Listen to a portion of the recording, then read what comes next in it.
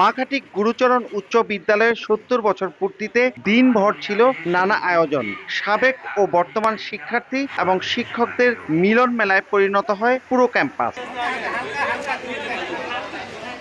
শুক্রবার সকালে প্রাক্তন শিক্ষার্থীদের অংশগ্রহণে বিদ্যালয় প্রাঙ্গণ থেকে বের করা হয় বর্ণাঢ্য শোভাযাত্রা। সেই শোভাযাত্রা আবার বিদ্যালয়ে ফিরে আসে। পরে সেখানে অনুষ্ঠিত হয় এক আলোচনা সভা। দীর্ঘদিন পরে বিদ্যালয়ে এসে নস্টালজিয়ায় ভোগেন সাবেক শিক্ষার্থী। অন্তরের অন্তঃস্থলে আমাদের 2000 ব্যাচটা, তো এই স্মৃতি আমি কেন দুনিয়াতে কেউই ভুলতে পারবে না। আমি যখন ছিলাম 2006 থেকে 2009 পর্যন্ত, আলহামদুলিল্লাহ খুব ভালো ছিল।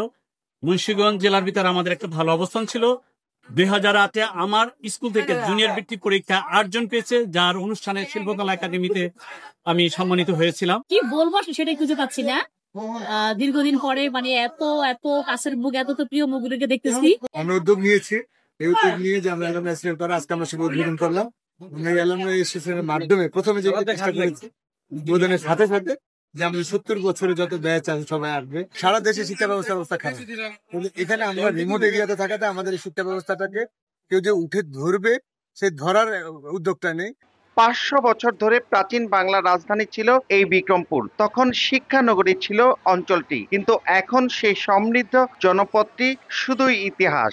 ঋত গৌরব ফিরে পেতেই এই আয়োজন। ভালো লাগছে এই কারণে যে আজকে যে মিলন মেলা, যেখানে এই যে ছেলেমেয়েরা আছে স্কুলের সবাই সুবিধ এই প্রতিষ্ঠানের অঙ্গন, এই এখানে আজকে যারা সেই 57 বছরের পরে যারা এসেছেন তাদের সাথেও গোলাপি আন্তর্জাতিকতা মিলন মেলার যে আনন্দ সেটা আমি উপভোগ করছি।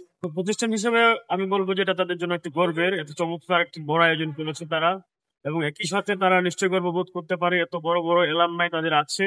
তারা সকলে মিলে তাদের মধ্যে যে একতা ধরে রাখার একটা আপ্রাণ চেষ্টা, এটাকে আমি অন্তঃস্থল থেকে স্বাগত জানাই, সাধুবাদ জানাই। আমার একটা আপনাদের আবেদন যে প্রত্যেকটা স্কুলে একটা প্রতিযোগিতা ভাগ থাকতে হবে, এবং সেই প্রতিযোগিতা করতে হবে যে আমার ভিক্টোরিয়া কলেজের কাছাকাছি রেজাল্ট হবে।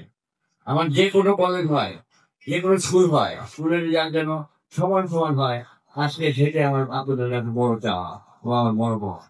লেখাপড়ার কোনো বিকল্প নাই, এলাকার উন্নয়নের কোনো বিকল্প নাই। সাধারণ মানুষের ট্যাক্সের টাকায় দেশ চলে, কিন্তু সাধারণ মানুষের কোনো উপকার হয় না। 1955 সালে স্থানীয় শিক্ষা অনুরাগীদের সম্মিলিত প্রচেষ্টায় উচ্চ বিদ্যালয়টি প্রতিষ্ঠা পায়। নাসির উদ্দিন উজ্জ্বল, সময় সংবাদ, মুন্সিগঞ্জ।